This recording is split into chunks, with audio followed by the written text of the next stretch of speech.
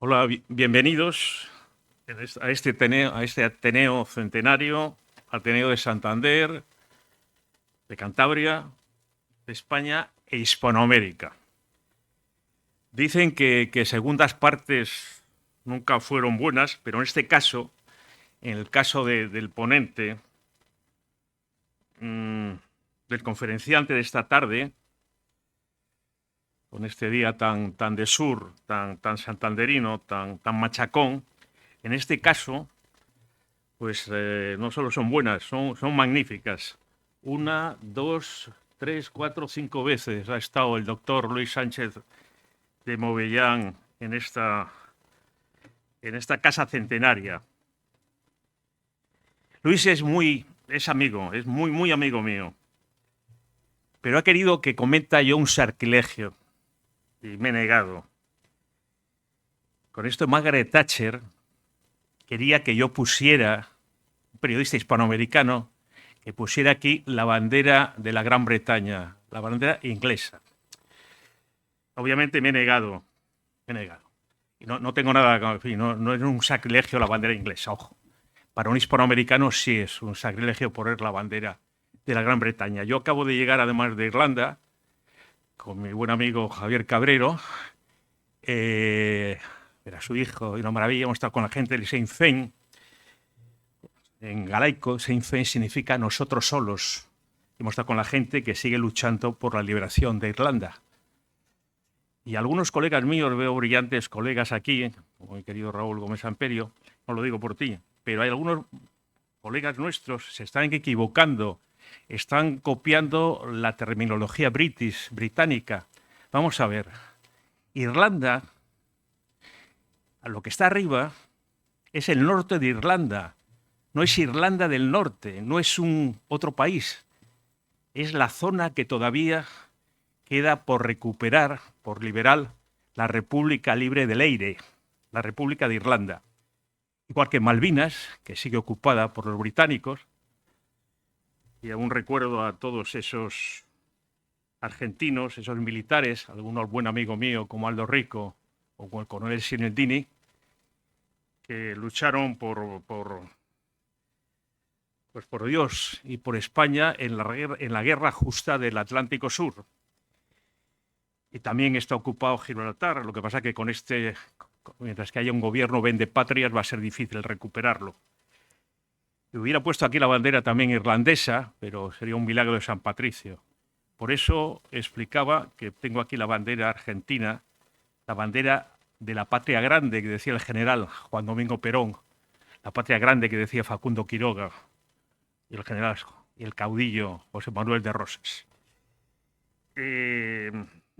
Lo repito porque como os están oyendo muchos amigos y colegas argentinos caídos en Malvinas, por Dios y por la patria, en la guerra justa del Atlántico Sur. Y volveremos seguro.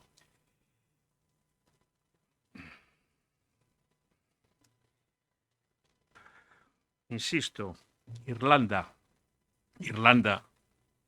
del Norte, es el norte de Irlanda, es un país ocupado por británicos. Y vamos a hablar de Luis Sánchez de Movellán, muy resumido porque su trayectoria profesional e intelectual es verdaderamente impresionante.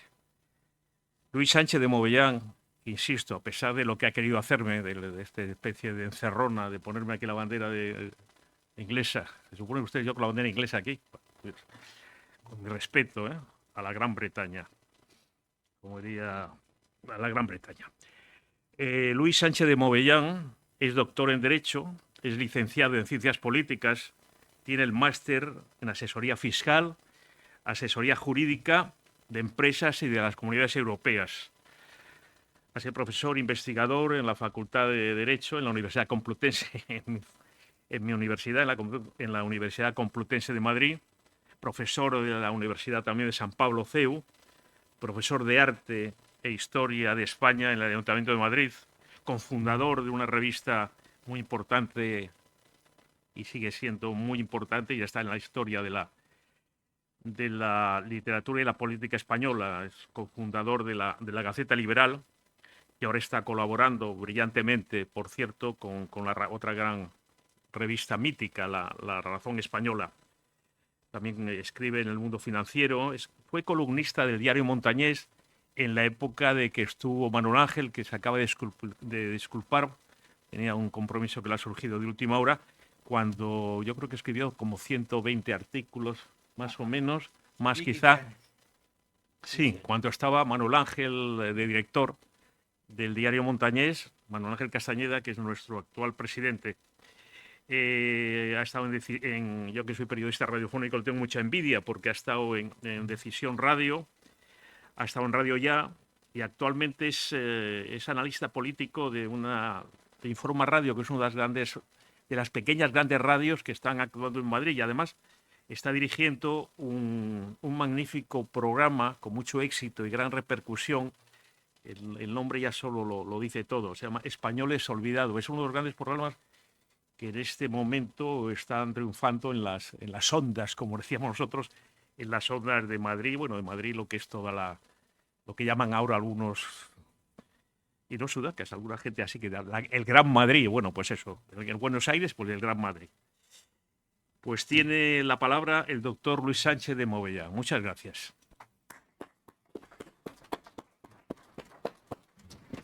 Muchas gracias. Perdón por la bandera. Muchas gracias, querido Federico. Vamos a ver, lo que estaba haciendo Federico, y no sé si yo lo haré, es una performance, como llaman los horteras de turno.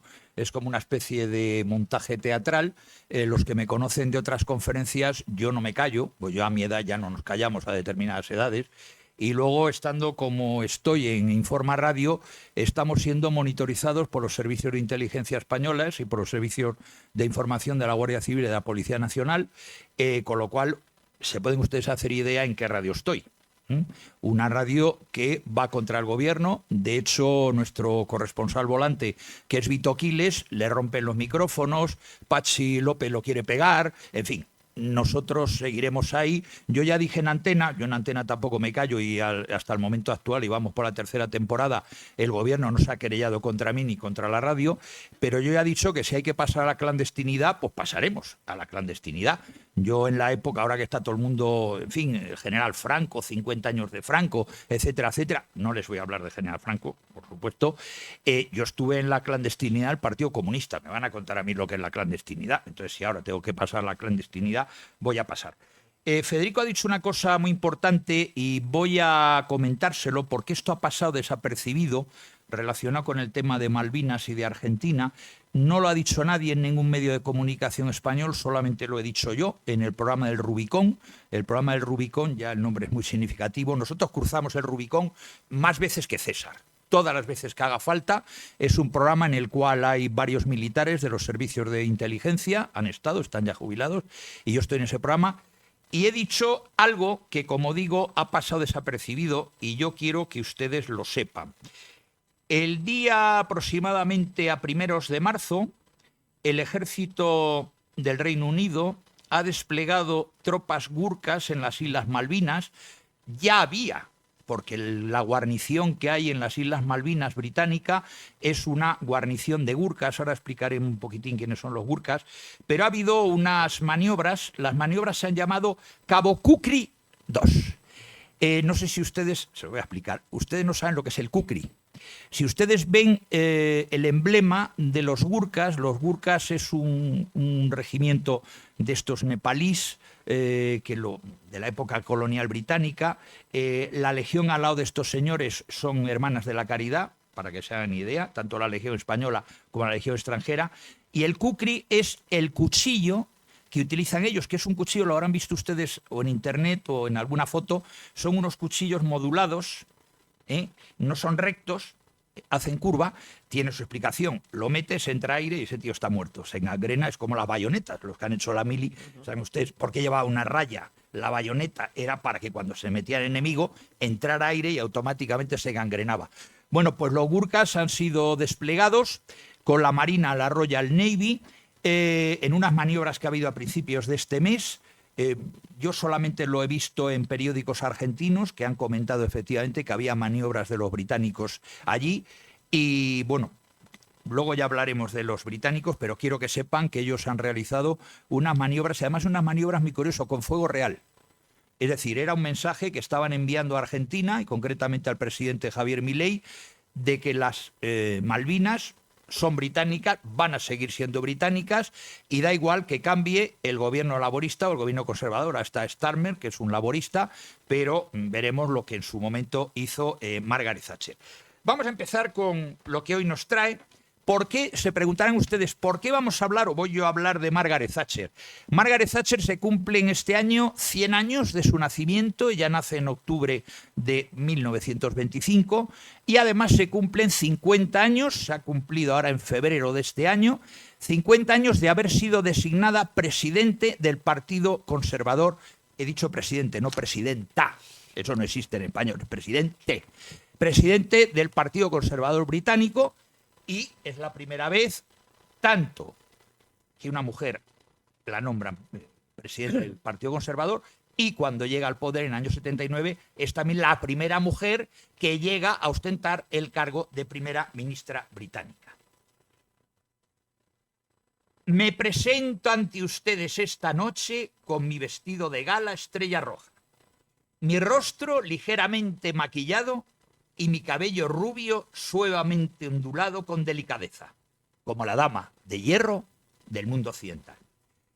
Así empezaba Margaret Thatcher, con un sentido del humor vivo, ágil y delicado, en la mejor de las tradiciones inglesas, su famoso discurso Gran Bretaña despierta, del 19 de enero de 1976, pronunciado en un mitin público en Selborne Hall, en el barrio londinense de Southgate, en el que atacó mordazmente a la Unión Soviética por su creciente militarismo.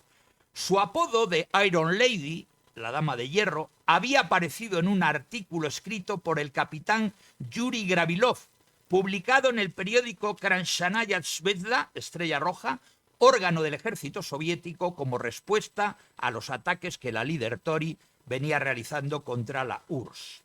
La conmemoración del centenario de su nacimiento en 1925, como les he dicho, y el cincuentenario de su designación como presidente del Partido Conservador británico en febrero del 75, nos invita a mirar los tiempos presentes de Europa y el conjunto del mundo desarrollado con una perspectiva más diacrónica, pues buena parte de las doctrinas y consignas que rigen la economía y que afectan al funcionamiento del Estado y la sociedad, todos ellos cuestionados y sumidos en una profunda crisis, tienen su origen en la revolución liberal conservadora que la célebre dama de hierro, con carácter pionero, activó en Gran Bretaña en aquel ya lejano 1979. Hoy, para bien o para mal, el controvertido legado de Thatcher, uno de esos líderes ideológicos que suscita y sigue suscitando fuertes controversias y valoraciones antagónicas, sobrevuela las políticas de los gobiernos e instituciones de la Unión Europea.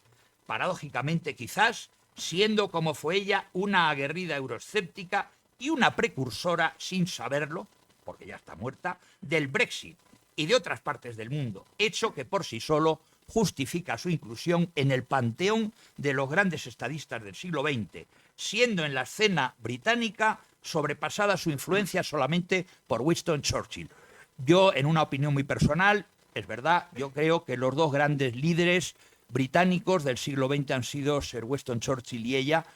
El resto de lo que hay en Gran Bretaña, fíjense ustedes, ya no solamente el actual Starmer, y no digamos las señoras, ya que veo muchas señoras en la sala, ¿qué fue de la señora May, Theresa May? Aquella delgaducha, no sé si se acuerdan ustedes, que era, como yo digo, la alegría de la huerta. Yo no he visto una tía más sosa. ¿Qué decir de Liz Truss? Liz Truss fue una primer ministro que duró lo que duró, es decir, menos que un bocadillo a la puerta de un colegio. Además, yo no sé si ustedes se acuerdan de la imagen. Yo recuerdo a Liz Truss que tenía una imagen de poligonera de Sheffield que, vamos, tiraba para atrás. Y yo digo, joder, esta tía, comparado con Margaret Thatcher, no tiene nada que ver. Entonces, los primeros ministros que hay en estos momentos y que han venido después, el único que se salvó, luego hablaremos un poco de él porque es el que le sucede a Margaret Thatcher, es John Major. John Major quizás sea el único que se salva, pero luego el resto no hay por dónde cogerlo, no digamos de los actuales, y perdón la crítica, los actuales líderes europeos.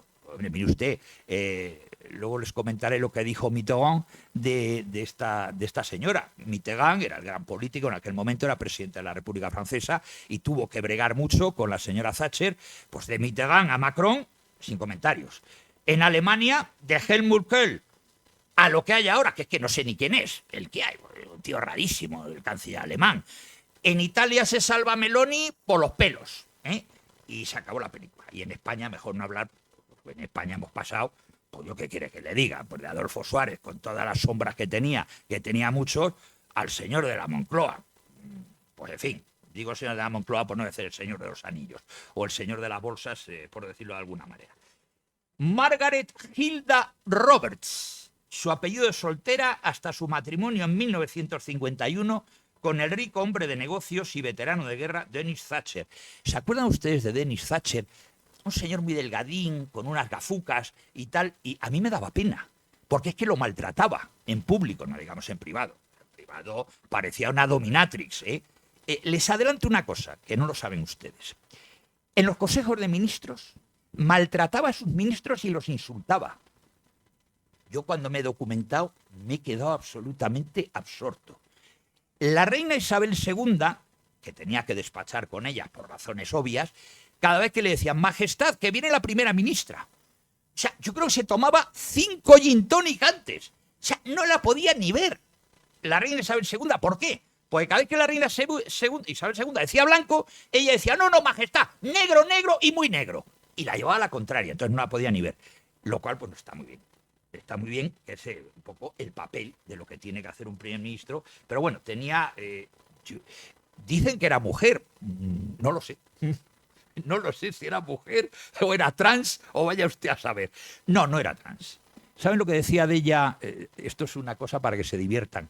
François Mitterrand, el presidente de Francia, como tuvo que despachar muchas veces con ella, decía, tiene los ojos de Calígula, pero los labios de Marilyn Monroe. Está definida. Bien, nace en Lincolnshire el 13 de octubre de 1925, hija de Alfred Roberts y Beatrice Ethel, pasando su infancia en Grantham, donde su padre poseía 2 tiendas de comestibles y ejercía de pastor metodista. Educó a su hija en los valores victorianos de austeridad, amor al trabajo y observancia del deber. Margaret Roberts asiste a la escuela de primaria Hunter Tower Road y obtuvo una beca escolar para la escuela femenina de Grantham y Stephen. Posteriormente solicitó una beca para estudiar química en el Somerville College de Oxford, uno de los colleges femeninos más prestigiosos. La joven Margaret se gradúa en químicas en Oxford y ya casada con el exitoso empresario Dennis Thatcher, se gradúa en leyes recibiéndose en la categoría de barrister, abogado, en 1953 y especializándose en derecho tributario. Pero sus verdaderas pasiones eran las cuestiones fiscales, lógico, y la política, dando comienzo a una carrera exitosa en el Partido Conservador. En 1959, tras unos primeros escarceos de primera derrotada en 1950 y 51 en el bastión laborista de Dartford, salió elegida por el distrito de Finchley. Es una persona que desde muy joven está en la política y no, ella cuando se inicia en la política directamente ya se presenta a diputada por la Cámara de los Comunes, no hace esa carrera en la cual, por ejemplo, en España, pues alguien entra en juventudes de un partido y va escalando y tal. No, ella directamente, yo creo que en aquel momento Edward Heath, que era el primer ministro y el jefe del Partido Conservador, la vio y dijo, esta chica vale, y muy joven ya efectivamente salió elegida por el distrito de Finchley. En los años siguientes no deja de ascender en el partido, donde causaba sensación por su juventud, era una joven que no había cumplido 30 años, su personalidad enérgica e impetuosa, su estilo combativo y sus firmes convicciones conservadoras, que sabía expresar con un discurso perfectamente estructurado, precisamente analítico y magníficamente documentado. En 1970, el entonces líder conservador Edward Heath la reclutó para su nuevo gobierno, nombrándola secretaria de Educación y Ciencia en 1970, oficina desde la cual, y alegando razones de ahorro, retiró, ojo, ya empieza a ser cuestionada por los propios británicos. Ella retira el reparto gratuito del vaso de leche de las escuelas públicas. Polémica decisión que le valió el remoquete popular de Thatcher Milk Snatcher. Thatcher, ladrona de la leche. Oh. La victoria electoral de los laboristas en el 74 la mandó de vuelta al Shadow Cabinet, es el gobierno en la sombra, que llaman los británicos, conservador, pero el año siguiente retó sin contemplaciones el liderazgo de Heath, es decir, Heath, que la había traído y la nombra secretaria de Educación, ella le reta. Y luego veremos cómo le gana a Edward Heath. O sea, ella desde muy joven tenía muy claro que quería ser la líder británica, primero del Partido Conservador y luego del gobierno. ¿Por qué le reta? Porque entendía Margaret Thatcher que Heath era responsable del descalabro electoral que se produce y acusado de traicionar los ideales del partido por haber cedido ante las poderosas trade unions, son los sindicatos británicos, que según Thatcher tenían al Estado por rehén y aumentado el gasto público. Ahí sí tenía razón, les voy a decir por qué.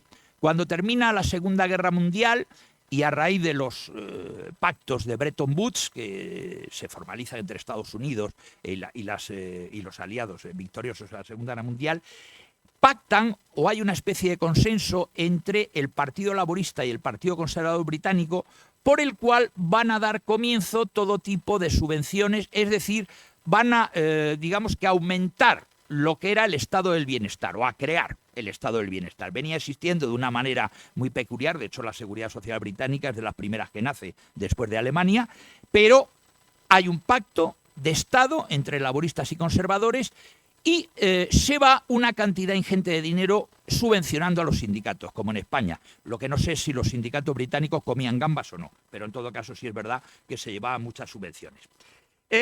Al imponerse en la elección interna, Thatcher se convierte el 11 de febrero del 75, como he dicho, en la primera mujer en encabezar un gran partido conservador en Occidente. Moviéndose con pasmosa soltura en un ambiente casi exclusivamente masculino y en un partido con tics fuertemente machistas. Eso también es importante. No estaban acostumbrados los ingleses a ver a mujeres pululando por la Cámara de los Comunes y mucho menos que lideraran un partido. Entonces ella se tuvo que enfrentar, aparte de lo que es la política en sí, con sus propios compañeros que no entendían de una manera muy clara por qué una mujer presidía el Partido Conservador y además una mujer que tenía, pues lo que tenía. Es decir, todos la vemos con faldas, pero los pantalones los llevaba debajo de las faldas. Bien, eso no lo entendían sus compañeros de partido. Ella es verdad que no cesa de fustigar sin desmayo. Me remito a los hay colgados en internet algunos de los discursos que ella hace contra los primeros ministros laboristas del momento, recuerden ustedes, Harold Wilson y James Callaghan, consiguiendo llegar a las elecciones generales anticipadas del 3 de mayo del 79 con un diagnóstico simple y contundente, que era el siguiente: el Reino Unido lleva demasiado tiempo sumido en la zozobra y el declive por culpa de unas políticas y unos liderazgos de gobierno, el de los gobiernos tanto conservadores como laboristas, totalmente erróneos.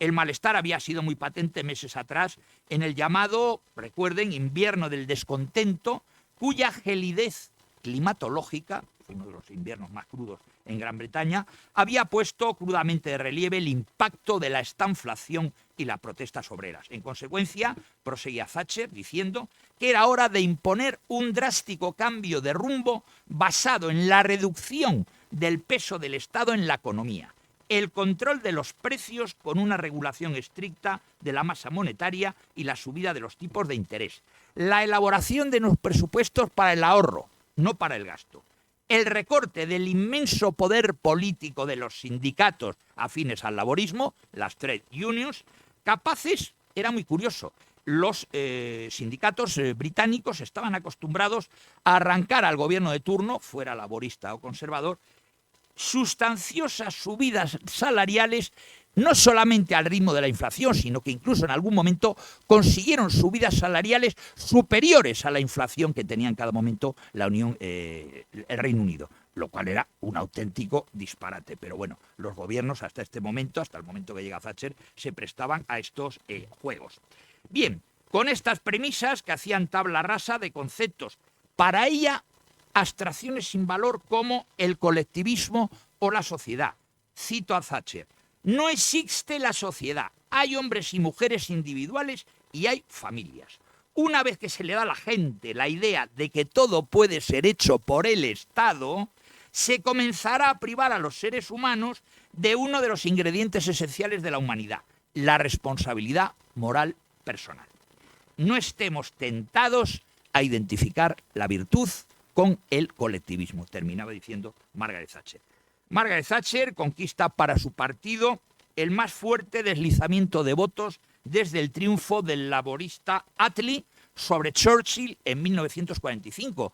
Recuerden ustedes que Churchill, el ganador, Blood, Sweat and Tears, sangre, sudor y lágrimas, que es lo que les dijo al pueblo británico, gana la Segunda Guerra Mundial y en las primeras elecciones que hay las pierde. Una cosa inexplicable, pero Churchill, habiendo ganado la guerra, las pierde. ¿Y quién las gana? Attlee, en 1945. Al día siguiente de llegar al poder Thatcher, el día 4 de mayo del 79, la flamante primera jefe del gobierno, había ganado esas elecciones, de un país europeo, se planta en el 10 de Downing Street y en el umbral de su nueva residencia pronuncia las siguientes palabras, atribuidas, por cierto, a San Francisco de Asís, eso no lo dijo ella, pero lo digo yo y más gente, entre las más recordadas de su amplia colección de sentencias y aforismos para dejar huella. Dice: donde haya discordia, traigamos la armonía. Donde haya error, traigamos la verdad. Donde haya duda, traigamos la fe. Y donde haya desesperación, traigamos la esperanza. Palabras de Margaret Thatcher en la puerta del 10 de Downing Street al día siguiente de ser nombrada jefa del gobierno británico. Ella se dispuso en sus palabras a hacer retroceder, son palabras suyas, las fronteras del Estado. Ella era una antiestatista. Para ella el Estado era, pues como decía Hobbes, Thomas Hobbes, el Leviatán, ese monstruo de 1000 brazos y de 1000 cabezas que nos tiene sometidos continuamente. Quería revitalizar el Reino Unido restaurando una cultura empresarial y de respeto a la propiedad privada. Recordó a la nación estos objetivos cuando declaró, cito: llegué a la oficina, se refiere a la oficina de gobierno, con una intención deliberada: cambiar a Gran Bretaña de una sociedad dependiente a una sociedad autosuficiente, de una nación que se da a sí misma a una nación que se hace a sí misma. Un levántate y anda en lugar de una Gran Bretaña de siéntate y espera. Esa frase la podríamos aplicar en España. A ver si nos espabilan. Bueno. Mujer de convicciones fuertes, pensaba que los que no tenían principios en el gobierno merecían caer porque tenían demasiado miedo a tomar decisiones de calado. Estaba más interesada en hacer lo que creía correcto que lo que era políticamente aceptable. A ella le daba lo mismo el qué dirán de la oposición y de los demás. La verdad es que ella decía en un conocido comentario, la cito, es muy importante citar a Margaret Thatcher porque así pueden ver ustedes cuál era su pensamiento. Cito: para mí el consenso, ¿les suena? Llevamos casi 50 años con la cantinela del consenso y mire dónde estamos. El consenso parece ser un proceso de abandono de todas las creencias, principios, valores y políticas, en busca de algo en lo que nadie cree, pero a lo que nadie se opone. Ese era el concepto que tenía ella del consenso. Recordemos cuando en una reunión política saca de su bolso una copia, fíjese qué cosas llevaba en el bolso, aparte del lápiz de labios. Saca la Constitución de la Libertad de Friedrich August Hayek, uno de los teóricos liberales de la escuela austríaca de economía. La puso sobre la mesa y declaró: esto es en lo que creemos.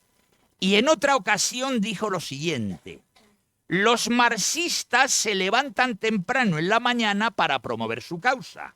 Nosotros debemos aún más temprano levantarnos para defender nuestra libertad. Fíjese que claro lo tenía ella.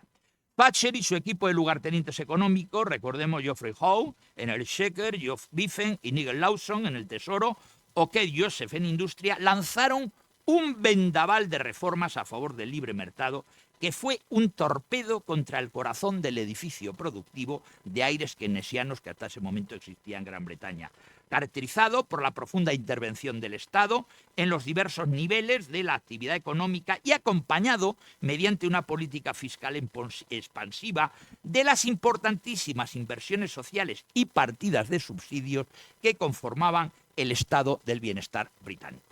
El modelo, compartido de hecho por los demás vecinos de la Europa occidental, estaba vigente desde que los laboristas recibieron el encargo de reconstruir Gran Bretaña, recordemos el país de Adam Smith y de David Ricardo, al finalizar la Segunda Guerra Mundial, y que los posteriores gobiernos conservadores, como los he adelantado, coartífides de la recuperación y prosperidad de la posguerra, lo habían aceptado y sostenido.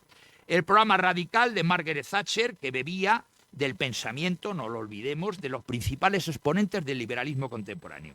Friedrich Hayek y en particular Milton Friedman, que consistía en privatización, reconversión o desmonopolización de ramas enteras de la economía, industria siderúrgica, minería, astilleros, energía, transportes, telecomunicaciones, luego veremos lo que hizo.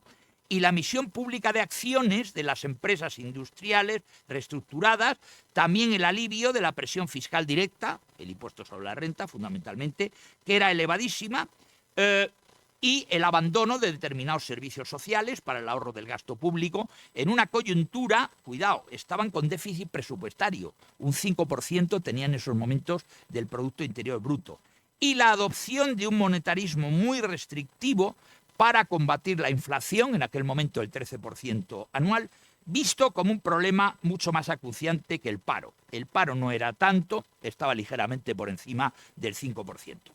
Aunque abordaba el repliegue del llamado Estado-Providencia, cuyo crecimiento los Tories, conservadores, consideraban culpable de la pérdida de competitividad de la economía británica, el gobierno entrante no manifestaba intenciones de tocar, porque esto sí era un problema, el emblemático Servicio Nacional de Salud.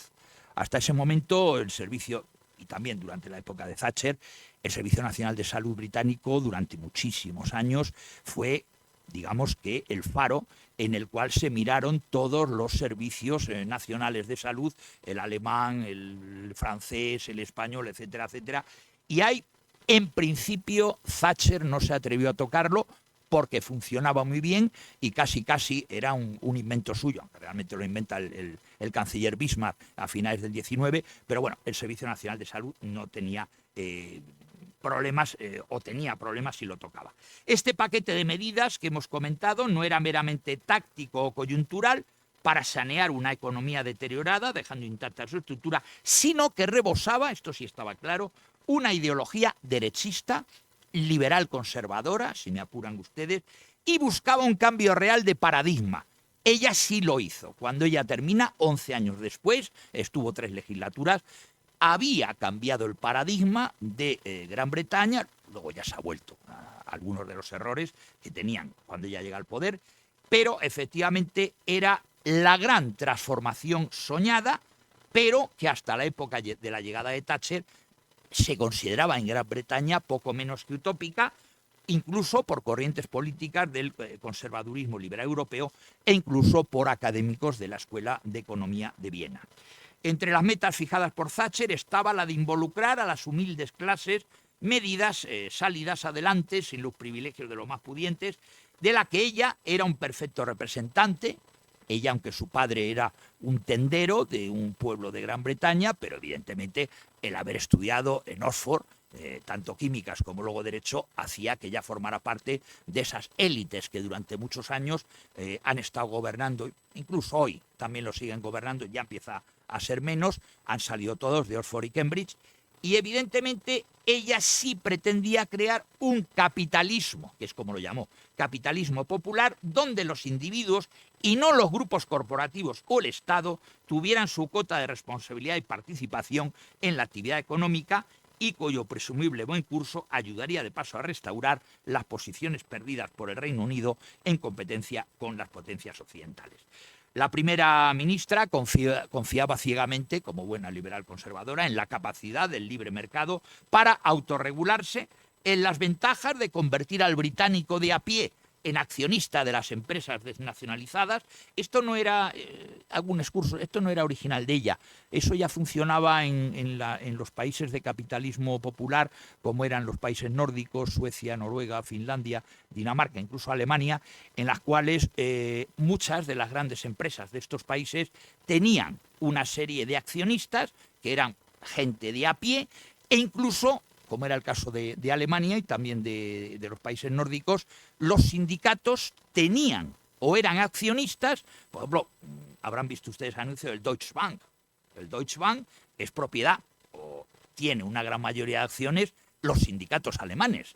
Entonces, era algo que ella ve en los países nórdicos en Alemania y le interesa llevar a término en el Reino Unido. Bien, con esta visión novedosa de la sociedad, como simple agregado de ciudadanos responsables de sí mismos, que no aguardaban a que otros o el Estado les asistiera, la revolución, entre comillas si quieren, thatcherista, consiguió arrebatar al Partido Laborista amplios segmentos de su electorado tradicional y los va a integrar en un nuevo partido conservador, ideologizado e interclasista, que además venía a reforzar ciertos valores del conservadurismo clásico británico, como eran la defensa de la familia, la ley, el orden y el principio de la autoridad. Luego veremos ella en las famosas huelgas que recordarán ustedes de la minería británica, cómo actúa muy severamente. A ella no le temblaba la mano y se tenía que mandar a la policía, incluso murió uno de los líderes del sindicato minero británico. Con eso ya les doy la idea. Bien, como digo, la nueva dirección era notoria y fuertemente, fíjense, desdeñosa con intelectuales y elitistas diletantes. Y va a convulsionar profundamente a la venerable, yo lo he denominado así, formación Tory, en la que la clase aristocrática, hemos visto esas series de televisión, que las hacen muy bien los británicos, bueno, pues eso, lo que era ese partido conservador británico anclado en aquella película de Piso Arriba, yo no me acuerdo cómo se llama en inglés, que vivía, no se acuerda, Hofstede o algo por el estilo, eso que lo plasma muy bien, ella lo vino a revolucionar en el partido, en la formación Tory.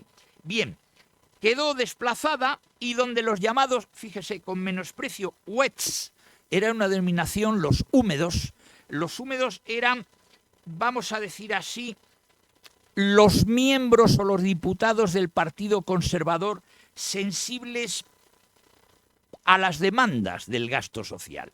Frente a los secos, ella era una seca, por utilizar la terminología que utilizan los británicos en los diputados, frente a ella que era una seca que desde luego no tenía ninguna compasión con el gasto social. Y fueron regularmente vituperados por el núcleo duro de Whitehall, o sea, los diputados conservadores, no los laboristas también, pero los conservadores que eran un poco, vamos a decir, progres, para que nos entendamos, ella los despreciaba profundamente y además los insultaba. Joder. O sea, es una cosa que yo cuando me he documentado me he quedado, o sea, no solamente insultaba y maltrataba a los ministros, a sus diputados también, que eran un poquito flojos y tabla, y en fin, y los tíos eran un poquito así apocados también.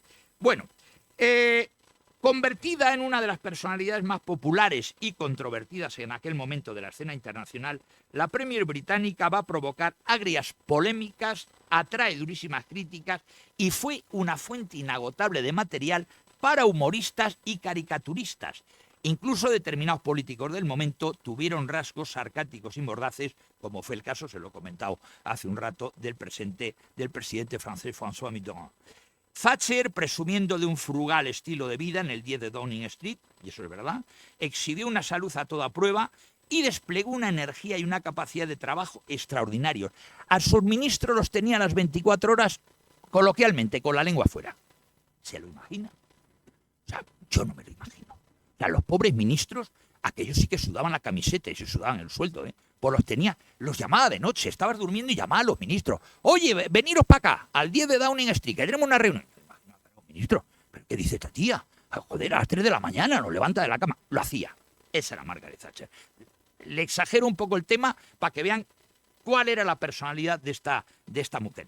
Despliega una capacidad y una energía de trabajo extraordinarios y el ritmo era totalmente difícil de seguir por sus colaboradores. Refractaria a las fórmulas de compromiso, yo no soy una política de consenso, soy una política de convicciones, y lo decía. Y el conformismo pacificador luchaba sin importarle las heridas y el resentimiento que dejaba a su paso hasta conseguir sus propósitos. La daba lo mismo lo que dijera la oposición. Además, no sé si ustedes han visto sesiones de la Cámara de los Comunes, se pega. Luego lo veremos, hay un diputado, Tarzán le llamaban, que era conservador y luego le disputa, cuando pierde ya las elecciones, 11 años después, no las gana porque las gana John Major, pero este Tarzán Gillespie, me parece que se llamaba. Este hombre, habrán visto en las sesiones de la Cámara de los Comunes, que hay como una especie de maza en una mesa, una maza enorme, pues el Tarzán cogía la maza y pegaba a los laboristas. Yo me he quedado asombrado cuando lo he visto. Y lo contaban, además, diputados. O sea, ¿ustedes se imaginan? Y entonces este Tarzán, que además era un tío que llevaba el pelo largo. Yo tampoco me lo imagino, un diputado conservador con el pelo largo, con la maza en ristre y le llamaban Tarzán. Pues el laborista que se meneaba iba por él. Eso sucede en el Parlamento británico. En el español están todos acojonados, allí no dicen nada, el que está en la tribuna dice gilipolleces, perdonen ustedes la expresión, pero a la hora de la tarde, y como eran niños pequeños lo puedo decir, allí a lo duro, que se dice. Bueno, entonces ella se dejaba llevar de ese ambiente de la Cámara de Diputados británica. De hecho, con su verbo sobrio pero acerado, de una pasión contenida, se sentía a gusto en las batallas políticas. Decía, me encanta el argumento, amo el debate, no espero que nadie sencillamente se quede sentado y esté de acuerdo conmigo. Ese no es el trabajo de ellas. Quería, vení para acá, vení para acá. Hasta parecía que buscaba el cuerpo a cuerpo dialéctico, lo buscaba continuamente, y que la atraían las situaciones de crisis donde ella se crecía y exteriorizaba todo su potencial político, que era mucho. Los 3 primeros años del mandato, la verdad que fueron una pesadilla para el gobierno de Thatcher. Para empezar, su política económica, iremos viendo cómo luego muchas de esas medidas fracasaron. Fiada al monetarismo a ultranza, fracasó estrepitosamente al conseguir exacerbar la crisis heredada y sumir al país en la peor recesión desde la Gran Depresión de los años 30. O sea que muchas de las recetas económicas de Margaret Thatcher, que empezaron con buena voluntad, pero luego no dieron resultado.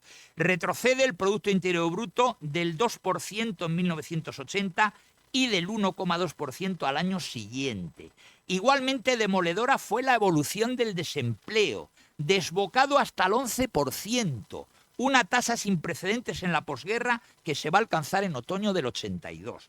Transcurridos solo 2 años desde el cambio de gobierno, la población de parados del Reino Unido creció desde los 1,5 millones hasta los 3 millones, es decir, que se duplicó. Los despidos a gran escala comenzaron con el cierre de los altos hornos de Gales, empezando por la reconversión, recuerden, la British Steel Corporation y de otras plantas de la industria pesada.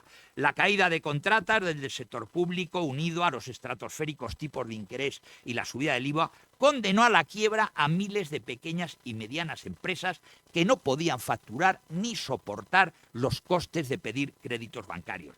En regiones como Gales y Yorkshire se estaban creando verdaderos desiertos postindustriales. Todavía más sangrante fue el hecho de que el combate oficial en cuyo nombre se hacía todo este sacrificio, el de la inflación, tardó bastante en ofrecer resultados, no sin antes anotar unos ejercicios funestos. Los precios siguen trepando hasta 1980, cuando la inflación registra un índice promedio, hemos hablado del 5% hace un rato, el 18% y un pico a mitad de año del 20%. Vaya escalada la inflación británica. En 1981, luego de elaborar el Exchequer, sería el ministro de Hacienda más o menos, unos presupuestos que aumentaban los ingresos tributarios y recortaban el gasto público, salvo en las partidas de defensa, hinchadas más tarde por la adquisición de misiles nucleares balísticos Trident para la flota de submarinos nucleares de la Royal Navy. Por cierto, al hilo de esto, otra noticia que en España yo la he denunciado en la emisora en la que estoy y no se habla de ella. En lo que va de año han atracado 5 submarinos nucleares en Gibraltar averiados.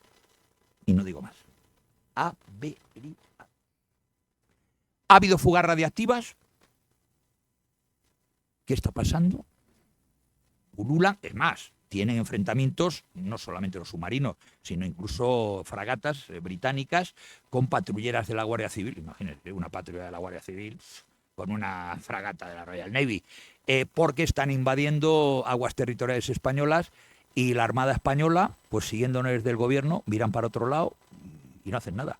Entonces, al loro, pues no solamente las maniobras de los Gurkhas en las Islas Malvinas, sino que aquí, y de manera muy cercana, tenemos submarinos nucleares. En lo que va de año, estamos a día 21 de marzo, han atracado ya 5 submarinos nucleares averiados porque la Royal Navy tiene como taller de reparaciones a Gibraltar para su flota de submarinos nucleares. Si mañana estalla una bomba, no la contamos ninguno. Y alguien dice algo, nadie está diciendo nada. Bien, en plena recesión la inflación se modera, pasa del 20% al 11,9%. La tasa es verdad que vuelve a bajar al 8,6 en 1982, cuando el Producto Interior Bruto recobra la senda de crecimiento. Porfiada contra viento y marea, Thatcher va a despreciar a quienes también, desde sus propias filas, le imploraban que flexibilizara la política antiinflacionista del gobierno. En octubre de 1980, durante la conferencia del partido en Brighton, la primera ministra, muy chula ella, altiva, advirtió: la señora no está para dar media vuelta. En julio del año siguiente frena en seco un conato de rebelión de los ministros húmedos, los Wets, liderados por el secretario de Empleo, Michael Heseltine. Este era el Tarzán, famoso Michael Heseltine. En lo sucesivo, un díscolo acechante, impertérrita, Thatcher recitaba un mantra muy parecido al que unos años más tarde iban a entonar la Comisión Bruselense y el núcleo duro europeo al defender las políticas antidéficit durante la crisis de la eurozona. ¿Cuál era ese mantra? Que había que perseverar en las reformas y los ajustes, pues al final darían sus frutos. O como decía Rajoy, o no. Y sin embargo, hasta entonces, la explosión del paro, la escalada de los precios, el deslizamiento de la presión tributaria, etcétera, etcétera, negativa a vincular salarios a inflación y la escasez de vivienda. No sé si ustedes han visto las películas de Ken Loach, el director de cine británico, en la cual trata mucho el problema de la clase obrera. En alguna película yo recuerdo el problema del cierre de minas, en esas viviendas de Manchester, de Sheffield, que son los adosados. A mí siempre me ha hecho mucha gracia. El chalet adosado es algo que se inventa en los años 20 en Gran Bretaña, que son lo que serían aquí las viviendas sociales o las viviendas de protección oficial. Y entonces, bueno, si vemos las grandes banlieues, los grandes alrededores de las ciudades Sheffield, Manchester, Liverpool, etcétera, vemos unos chalets adosados en estas películas de Ken Loach, en los cuales, pues, bueno, ves a la clase obrera británica, que es la que veranea luego en Palma de Mallorca. Pero no, si van ustedes a la playa de los cristianos, allí encuentran a toda esta morralla británica veraneando. Pues es muy significativo, porque aquí en España hubo un momento, ahora yo no lo sé, pero durante varios años el tener un chalet adosado en España era el no va más. Y a mí siempre me sorprendió, digo, ¿el no va más? Oiga, si son chalés, en Gran Bretaña viven los obreros, joder, y las poligoneras de Sheffield, ¿qué me está usted contando? Pero bueno, había un problema en Gran Bretaña en la época de Thatcher, efectivamente, sobre el tema este que estamos comentando. Bien, el estallido de la calle cuando llega, en el verano del 81, coincidiendo con una situación muy delicada en Irlanda del Norte y con las cuencas mineras de Gales y Escocia movilizadas contra los planes del gobierno. Recordamos que en aquel momento había cerrado Thatcher ya 23 pozos de carbón, fundamentalmente en Escocia. Con un epílogo en Londres en el mes de abril y desarrollado 3 meses después en los barrios marginales de Liverpool, Birmingham, Manchester, Leeds y Sheffield, las grandes ciudades iconos del declive industrial. El país fue estremecido por una violentísima cadena de enfrentamientos callejeros, recuerden, incendios y saqueos, protagonizados por jóvenes frustrados debido a las tensiones interraciales, la degradación de las condiciones de vida y las negras perspectivas laborales. Gran Bretaña no ha mejorado mucho. Hay muchos barrios de estos sitios, incluso barrios de Londres, que ustedes no pueden entrar, y yo tampoco. La Sharia ya, igual que en barrios de la banlieue, de Marsella, de Lyon, de París, etcétera, ya no se puede entrar. La policía hace años que no entra. Entonces, lo que empezó en la época de Thatcher, un poco antes de Thatcher, yo creo que Thatcher colaboró con las medidas que adoptaba y su posición política a que los problemas interraciales en Gran Bretaña aumentaran. Y estamos donde estamos. En estos momentos, en Gran Bretaña, el alcalde de Londres es musulmán, el primer ministro anterior era musulmán, los grandes alcaldes de las ciudades importantes de Gran Bretaña son musulmanes. ¿Qué le voy a contar? Y en Cataluña, pues ya lo han visto en Salt. En Salt hacen lo que les da la gana y no hay quien meta mano. Entonces, en Gran Bretaña, concretamente, se siguieron políticas, yo entiendo que equivocadas por parte de Thatcher, porque mandó a la policía para sofocar los disturbios, y el problema que se planteó es que Thatcher se negó a reconocer cualquier problemática social tras los mismos.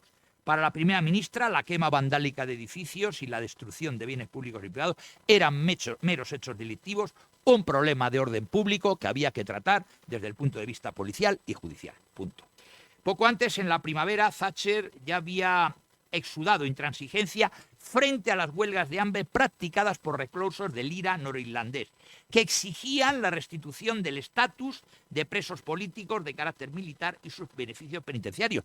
Con los anteriores gobiernos tenían los presos del IRA un estatus especial. Llegó Thatcher y dijo: ustedes son unos criminales y tienen tratamiento de presos comunes. Punto. Aunque una decena de huelguistas murió, entre ellos su líder Bobby Sands, con la consiguiente marejada interna y externa, Thatcher mantuvo inalterable su postura, es decir, le daba lo mismo que fallecieran terroristas. Y dijo: han cometido crímenes, son criminales, el crimen es el crimen. Luego es verdad que el nuevo secretario de Estado que nombran para Irlanda del Norte, James Pryor, concedió a los internos parte de las reclamaciones de una manera, vamos a decir, bajo cuerda, para que no se enterara Thatcher. Una vez iniciado en 1982, el desapacible y agitado día a día británico sería invariable: aumento desmesurado del paro, choque frontal con las trade unions, condicionada al ala izquierdista del Partido Laborista. Históricamente, el ala más izquierdista del Partido Laborista es trotskista. Quizás el más conocido, que ustedes recordarán, es James Corbyn. James Corbyn, luego Michael Foot. Michael Foot fue el gran líder del Partido Laborista, pero son personajes que están en el trotskismo. O sea, no están ni siquiera, por supuesto, en la celda de socialdemocracia, en nada. No están ni siquiera en el izquierdismo radical que puede ostentar la facción largocaballerista del Partido Socialista Obrero Español en España. No, están más allá. Son trotskistas y además controlan los sindicatos. Entonces, el problema que se le planteaba a Thatcher era luchar contra los sindicatos, porque las relaciones laborales que intentaba Margaret Thatcher liberalizar y suprimir también derechos sindicales les afectaban de manera muy clara y tenían a los sindicatos en la calle. Luego también no olvidemos los sangrientos atentados terroristas del IDA que llegan hasta el mismo centro de Londres. Luego les hablaré porque le ponen una bomba también y se salva por los pelos Margaret Thatcher. La verdad es que las únicas noticias esperanzadoras eran los signos de recuperación económica pronto confirmadas, ¿verdad?, en el año 82 por la salida de la recesión y un descenso importante de la inflación. Margaret Thatcher se encontraba en el punto más bajo de su mandato y los sondeos pintaban un panorama muy poco halagüeño para las próximas elecciones generales. Pero el día 2 de abril de 1982, la invasión por la Junta Militar que gobernaba en Argentina de las Islas Malvinas le brinda una ocasión de oro. Si bien es verdad que altamente arriesgada, y le salió bien, para reafirmar su autoridad y distraer al público. Fue una cortina de humo, que la verdad se lo pusieron los argentinos en bandeja, para distraer al público nacional de los problemas cotidianos que tenían, así como provocar una oleada de nacionalismo imperialista. Bueno, había que ver los ingleses con banderas en todos los sitios. Bueno, la Gran Armada que mandaban allí. Oiga, la Gran Armada es que se recorrieron 14.000 kilómetros, que no es ninguna tontería. Y de hecho, me parece que fue uno de los hijos de la reina Isabel II intervino en los combates como piloto de helicóptero. Luego es verdad que años después, en la guerra de Irak, también participó en el grupo de marines el chiquito este pelirrojo que es hijo de Carlos de Inglaterra. Es decir, los británicos, cuidado con ellos, porque tienen gatillo fácil. Bueno, lo tienen mucho más fácil los australianos, y lo sé muy bien porque mi hija vive en Australia, pero los británicos son los que son. Y se lo acabo de comentar al principio de la conferencia. Los gurkhas están ocupando las Islas Malvinas y han realizado hace unos días unas maniobras con fuego real. Bien, le viene al pelo, efectivamente, y para sorpresa general, sobre todo para los argentinos, la primera ministra, en una decisión que parece que fue personal, no contó con el Consejo de Ministros para nada, envía un potente contingente arenoval para recuperar un archipiélago remoto, desolado y casi deshabitado, pero que por avatares de la historia estaba y está bajo soberanía británica desde 1833, no mucho más. Tras una serie de episodios bélicos por tierra y mar, algunos de ellos, recordemos, tan costosos en vidas como los hundimientos del crucero General Belgrano, torpedeado por un submarino por parte argentina, y del destructor Sheffield, impactado por un misil Exocet por parte británica. El cuerpo expedicionario británico derrotó a las tropas argentinas y el 14 de junio su componente terrestre izó de nuevo la Union Jack, la bandera británica, en la capital de la colonia, Port Stanley, rendida por el gobernador militar venido de Buenos Aires. La insólita guerra, solamente de 74 días, entre dos estados del hemisferio occidental, distantes entre sí 8.064 millas marinas, equivalente a 14.900 kilómetros, dejó 649 muertos por la parte argentina y 258 por la británica, además de 150 unidades navales, aviones y helicópteros hundidos o destruidos. La operación militar en las Malvinas podíamos verlo como una exhibición anacrónica de músculo imperialista, es verdad que lo era, pero el argumento fundamental de Thatcher era otro. Londres, por principio legal, no podía aceptar un hecho consumado, menos por parte de un régimen dictatorial que suponía una violación, decía Thatcher, flagrante del derecho internacional, como también viene a reconocer el Consejo de Seguridad, o vino a reconocer el Consejo de Seguridad de la ONU. Uno de los pocos países, aparte de Estados Unidos y Francia, que se alineó sin reservas con el Reino Unido, fue el Chile de Augusto Pinochet, otro dictador como los argentinos del momento, y recordemos cómo 17 años más tarde Thatcher, anteponiendo el leal agradecimiento a la coherencia moral de quien siempre había alardeado de adalid de la democracia y la libertad, no dudó en visitar, recuerden, al exdictador chileno en su casa de Surrey, donde estaba bajo arresto a requerimiento de la justicia española, que quería, recuerden ustedes, interrogarle con relación con casos de terrorismo, genocidio, torturas, etcétera, etcétera. Recuperada, es verdad que la recupera, la popular perdida en los momentos de fervor patriótico que siguieron a la Guerra de las Malvinas. Thatcher y los conservadores anotan una victoria apabullante, le vino al pelo, en las elecciones del 9 de junio de 1983. Sacaron 397 escaños, 58 más que en 1979, con el 42,4% de los sufragios. El éxito Tory debía no poco al error estratégico también de los laboristas, que asustaron al electorado moderado con un manifiesto calificado, fue el sector trotskista, como les digo, por incluir propuestas tan audaces como la renacionalización de la industria y el desarme nuclear unilateral.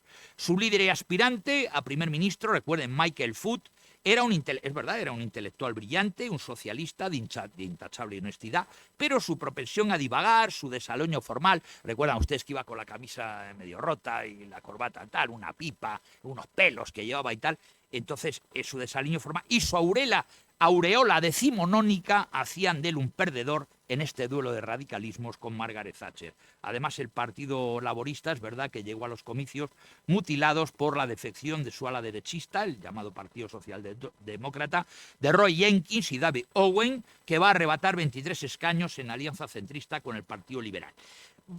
No me da tiempo a leer todo el tema y como ustedes estarán esperando para hacerme preguntas, pues efectivamente en 1990, si quieren ustedes ahora en el término de preguntas, me van a preguntar ¿y qué pasó del muro de Berlín y su amistad con Ronald Reagan? Que no lo hemos tocado. Y con el Papa Juan Pablo II, etcétera, etcétera. Si quieren hablamos del tema aquí. Y efectivamente, cuando en 1990 hay un grupo del Partido Conservador que está fraguándose ya vamos a llamar una conspiración, y el 1 de noviembre de 1990, Howard, hastiado, era uno de los líderes también del partido que estaba en la oposición, del Partido Conservador, hastiado no solamente por la intransigencia de su superior en la cuestión europea, también podemos hablar del tema europeo, los maltrataba, Mitterrand le llamaba de todo, pidió que le dieran dinero y quería dinero que le diera, pues vamos a ver, el argumento era que Gran Bretaña, que tenía una agricultura muy de andar por casa, resulta que estaba pagando una cuota muy importante de dinero a la política agrícola común, la PAC, Entonces la PAC sí beneficiaba a Francia y en alguna parte también a Italia. España todavía no formaba parte, sí formaba parte de la Unión Europea, pero no le correspondía mucho del PAC. Pero Inglaterra estaba pagando un dinero que no era real con respecto a la agricultura británica. Y ella le dijo a la Unión Europea que a devolverme dinerito, porque le estáis dando el dinero que yo pongo, se lo estáis dando a Francia, fundamentalmente a España e Italia. Entonces estaba continuamente protestando y efectivamente el último que va a renunciar es Howard, que era el último superviviente del primer gabinete Thatcher del 79, y fue, vamos a denominar así, un sonido de campana en el cuadrilátero conservador, ya que en la jornada siguiente, el 14 de noviembre del año 90, Michael Heseltine, Tarzán, como hemos dicho, saltó al proscenio con el anuncio que estaba listo para contender con Thatcher por el liderazgo del partido. Bien, Thatcher recoge el guante que le lanza Tarzán Heseltine, se declara lista para la batalla y el 20 de noviembre, estando ella ausente, pues se encontraba en París con motivo de una reunión, de la segunda reunión europea, tuvo lugar la votación del grupo parlamentario de los comunes con un resultado absolutamente medio satisfactorio para la dirigente, pero que efectivamente, ya estoy terminando, Federico, se queda corta. El 22 de noviembre de 1990, he pegado un salto histórico en el túnel del tiempo, tras 11 años largos y consecutivos en Downing Street, Thatcher declina competir en la segunda votación y renuncia a seguir siendo la líder del partido y la jefa del gobierno. La todavía primera ministra informa de su decisión a la reina Isabel y dice: tras haber realizado amplias consultas con mis colegas, he llegado a la conclusión de que serviría mejor a la unidad del partido y a las perspectivas de victoria en una elección general si me retirase y permitiera a colegas del gabinete entrar en la votación para el liderazgo. Me gustaría dar las gracias a todos los que desde dentro y fuera del gabinete me han apoyado. Margaret Thatcher, el 27 de noviembre, tiene lugar la segunda votación y efectivamente de ella sale gobernando John Major, recuerden ustedes, y al día siguiente Thatcher hace efectiva su dimisión y Major toma posesión como nuevo ministro del Reino Unido. Bien, es verdad que la Dama de Hierro continúa siendo miembro del Parlamento, contribuye con importantes intervenciones en los debates parlamentarios relacionados con Bonia y Maastricht hasta 2002, cuando se retira de la vida pública de forma definitiva. Voy a ir terminando ya el tema, aunque Federico me achucha, pero tengo que terminar. Estoy a menos 25. Bien. En definitiva, la gran novedad de la Dama de Hierro es que tuvo el valor para retomar ideas que habían sido olvidadas por su propio partido, el conservador, provocando asimismo la transformación de este. Por encima de todas ellas, sobresale su idea de la libertad del individuo y para el individuo con un gobierno cuyo tamaño era obligatorio reducir. En su cruzada a favor de la libertad, no solo renunció al pragmatismo y al relativismo como buena realista, sino que se opuso drásticamente a los mismos y a su forma de hacer política. En palabras, y ahora de verdad que termino, de la liberal conservadora británica, cito: la gente desea tener más libertad de elección en cada uno de los aspectos de su vida. Libertad para elegir dónde trabajar. Libertad para elegir las mejores escuelas para sus hijos. Libertad para tener propiedad privada y para tener vivienda. Y para lograrlo, Margaret Thatcher enarbolaba una máxima muy clara: el socialismo tiene que ser derrotado y pronto, o será demasiado tarde. Muchas gracias.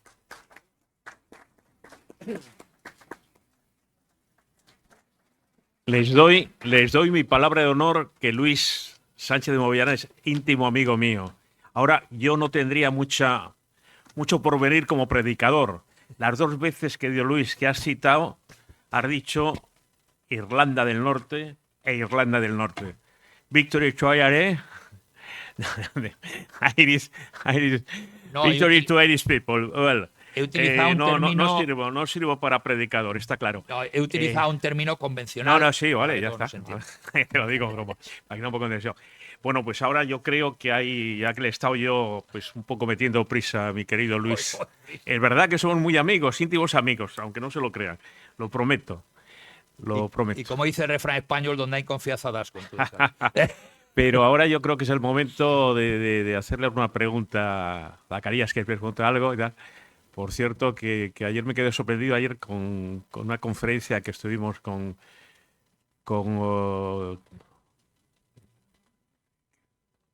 exacto. Se me había, eso, la edad se me había ido.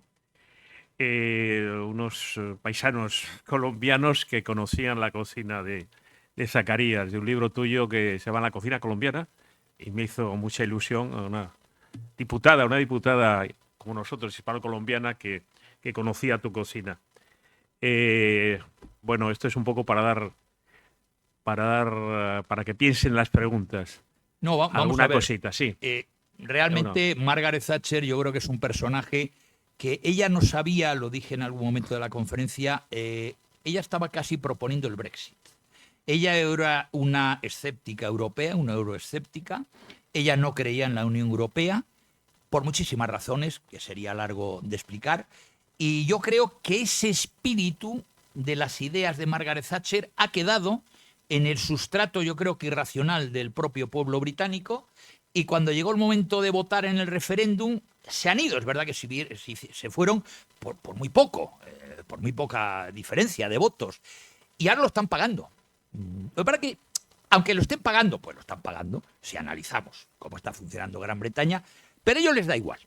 Ellos siguen con la Commonwealth, ellos siguen con el espíritu. Vamos a ver, ellos tienen un sistema, los norteamericanos y los ingleses fundamentalmente, que es los Five Eyes, los 5 ojos. Los 5 ojos Trump se lo quiere cargar. A lo mejor a Trump le pegan 2 tiros. Los 5 ojos es lo siguiente. Es un sistema de espionaje propio que tiene Canadá, Estados Unidos, Australia, Nueva Zelanda y Gran Bretaña, que utilizan satélites de información que no comparten ni con la OTAN ni con los servicios de inteligencia de otros países. No sé si ustedes lo sabían, pero eso es así. Entonces, claro, eso que los británicos controlan muy bien, aparte de lo de los Gurkhas que hemos visto, etcétera, etcétera, hace que los británicos, yo no sé, es una frase que se le atribuyen al almirante español, teniente general de la Armada, Blas de Lezo y Olavarrieta. Cuando uno vaya a orinar, hay que situarse mirando a Gran Bretaña y hacerlo. Es una frase que se lo atribuyen al almirante Blas de Lezo. Recuerdan ustedes, ya que yo dirijo el programa de Españoles Olvidados, el almirante Blas de Lezo crea, no sé si lo saben ustedes, crea la inteligencia naval. Es el creador de la inteligencia naval y además su victoria con 4 barcos, y el tío era cojo, manco, no sé qué, le faltaba un ojo y tal, medio hombre le llamaban, vence en Cartagena de Indias al almirante Vernon. Si ustedes van al British Museum, podrán ver una cosa muy curiosa. Hay unas monedas, que todavía las tienen los ingleses, en las cuales pone que el almirante Vernon ganó la guerra. Oye, no lo han cambiado los tíos. Por ahí ellos siguen RQR, los británicos.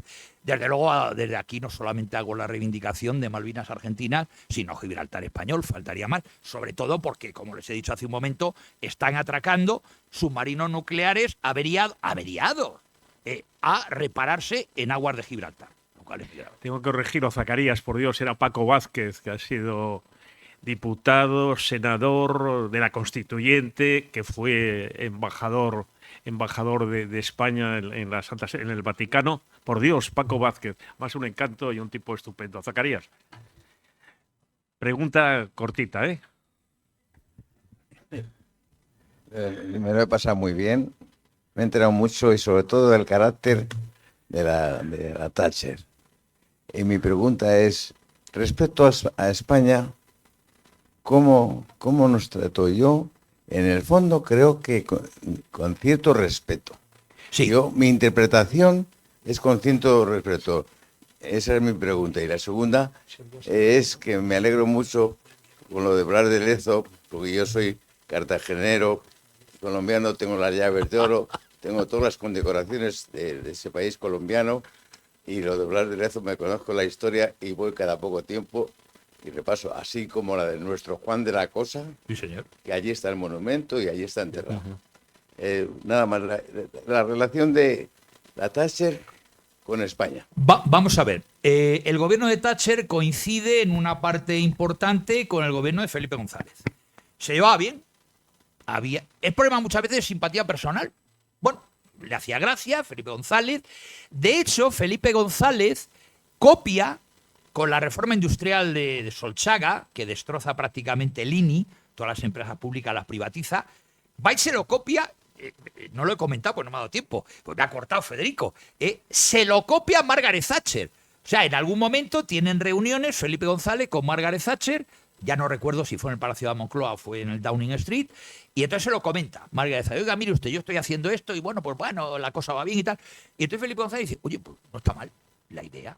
Y entonces algunas de las cosas, la reindustrialización que hubo, la privatización destrozó pues los grandes astilleros españoles, la industria siderúrgica, etcétera, etcétera. En parte sí se lo copia lo que estaba haciendo la política allí, incluso algunas medidas monetaristas y financieras también se la copia, pero no hubo especiales problemas con España en el gobierno fíjate, y era un gobierno socialista y allí era un gobierno conservador, y además como era. Para que es verdad que Felipe González, como buen sevillano de Clan de la Tortilla, no me lo invento yo, era el Clan de la Tortilla, tomaba la tortilla a la orilla del Guadalquivir, históricamente, con sus compañeros, con Pepote, de la Borbolla y tal. Tenía el carácter que tenía Felipe González. Era un sevillano saleroso, con gracia, la otra era una británica estirada y tal, y yo creo que, bueno, pues un poco como Mitterrand, había una relación amor-odio con Mitterrand, aquello que decía de los labios, pues que bueno era Mitterrand, de los labios de Marilyn Monroe. Todos sabemos que Mitterrand era mujeriego, a la pobre mujer la tenía viviendo en el Elíseo y tenía 48 amantes por ahí fuera tiradas, entonces claro, era como era, ¿no?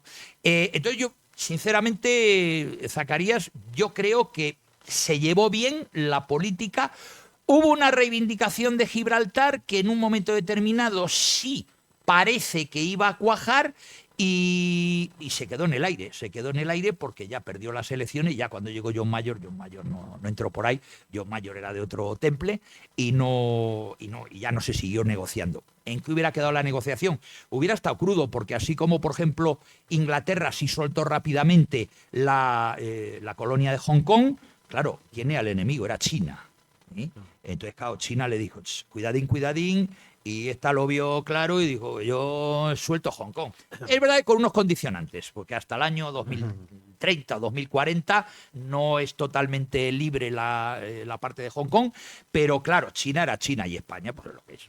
Entonces, bueno, yo creo que Gibraltar, yo sobre todo por la edad que tengo, voy a seguir viendo a los submarinos nucleares atracando en Gibraltar. Hay que decir, ahora que veo una de las grandes periodistas paraguayas, que en el cuadro de honor de Malvinas, uno de los países iberoamericanos que están en ese cuadro de honor y de gloria es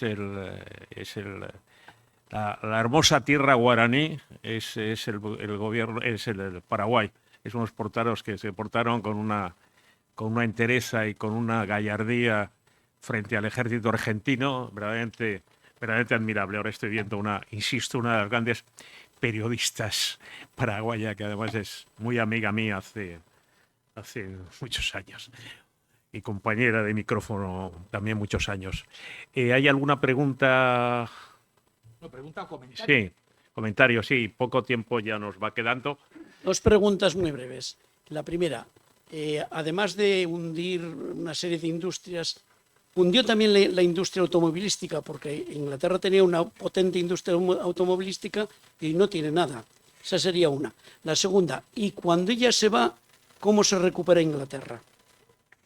Vamos a ver, ella se carga, aparte de la British Airways, la British Steel, todas las British habidas y por haber, que eran empresas nacionales, y alguna empresa como concretamente Rolls-Royce no se la carga primero porque es un coche emblemático británico, aunque es verdad que tenía una intervención estatal, aun siendo una empresa privada, una intervención estatal a través de una serie de acciones que tenía el Estado británico, y luego además fabricaba motores de aviación muy buenos, la Rolls-Royce, y ahí no se mete, pero por ejemplo la Jaguar la deja tocada y la Rover fundamentalmente la deja muy tocada. O sea que la industria automóvil, la Vauxhall, que eran otros coches emblemáticos británicos, la Vauxhall desapareció. Hoy en día usted va a Gran Bretaña y ya no hay Vauxhall. Bueno, habrá alguno antiguo y tal, de coleccionista, pero hay coches, el Chambean, el Triumph, son coches que eran deportivos, eran muy bonitos, se siguen haciendo algunos de ellos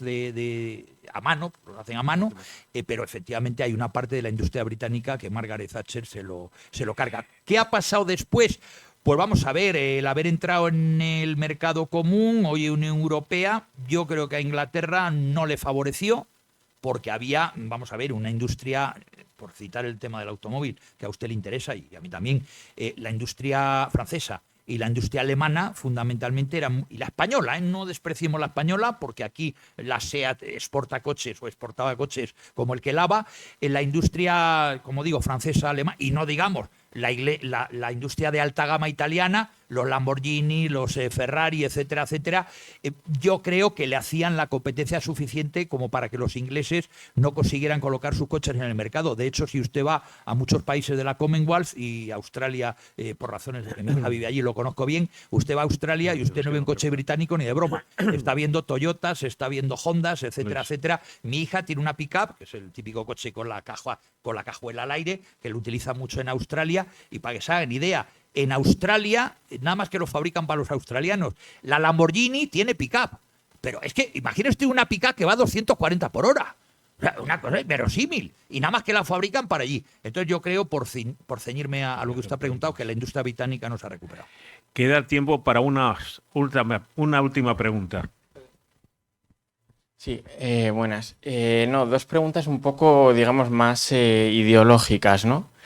Y la primera pregunta, porque usted ha mencionado, por ejemplo, a Hayek, y entonces a mí me gustaría saber cuál es la relación, digamos, entre Thatcher y Hayek, porque creo que Thatcher leyó a Hayek cuando iba a la universidad, ¿no? Y entonces, pues, esas ideas se quedaron un poco en ellas y las aplicó, pero luego cuando llegó al poder en los años 80, pues Hayek se quedó un poco decepcionado con ella, porque la decía que quería más, ¿no? Que no era, aunque suena un poco paradójico, pero que era blanda, vamos a decir, para su gusto, y porque él era más partidario del modelo chileno, podríamos decir, ¿no?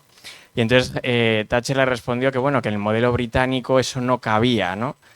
Y luego, en relación a lo que representa Thatcher, usted la ha definido ideológicamente, digamos, como una liberal conservadora, ¿no?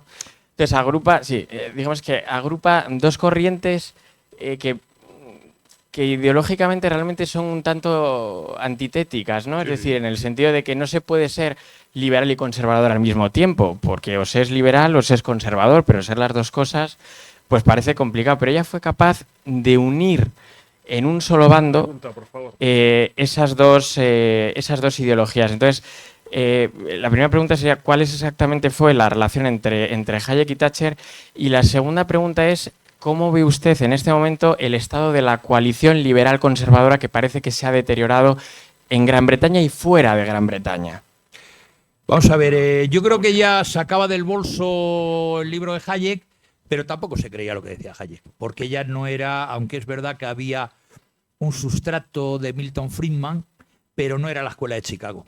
Ella en la aplicación de sus políticas no era la escuela de Chicago, no era Milton Friedman, no era el neoliberalismo norteamericano, ni muchísimo menos. Ella era una británica, entonces, bueno, pues habían perdido las colonias. Y entonces, bueno, ahí había. Entonces yo, por definírselo, yo creo que ella, aun sacando el libro, no era especialmente seguidora ni de Friedman, ni de la escuela de Chicago, ni del neoliberalismo. De hecho, en Inglaterra no hay un neoliberalismo, claro. Hay una especie, en mi punto de vista, de un tutum revolutum, que yo creo que ni ella misma sabía lo que era. Eso que ha comentado usted tiene razón. ¿Cómo casamos el liberalismo y conservadurismo? Oiga, vamos a ver, ¿es Burke, por paradigma del conservador, o es, yo qué sé, la democracia en América de Alexis de Tocqueville, por coger el otro paradigma liberal? Pues ni era Alexis de Tocqueville, ni era Burke. Ella intentó, yo no sé si era consciente, por lo menos es mi interpretación, intentó hacer una mixis, en griego es combinación, una mixis de los dos, y le salió el thatcherismo. Y le salió eso que se ha llamado, y yo mi conferencia la he titulado La Revolución Conservadora, que es una paradoja. Oiga, ¿cómo va a ser una revolución conservadora? Pero era algo que yo creo que ha quedado en el sustrato de los británicos, como he dicho, pero que ni ella misma lo tenía claro, y que una vez desaparecía Thatcher, ha quedado algo de Thatcher en el sustrato que ha llevado al Brexit, como he dicho, pero no es un sistema ideológico que podamos volver a repetir. Pues muchísimas gracias por haber estado aquí con nosotros en un día así tan ventoso santanderino tan de aquí. Y muchísimas gracias. Gracias.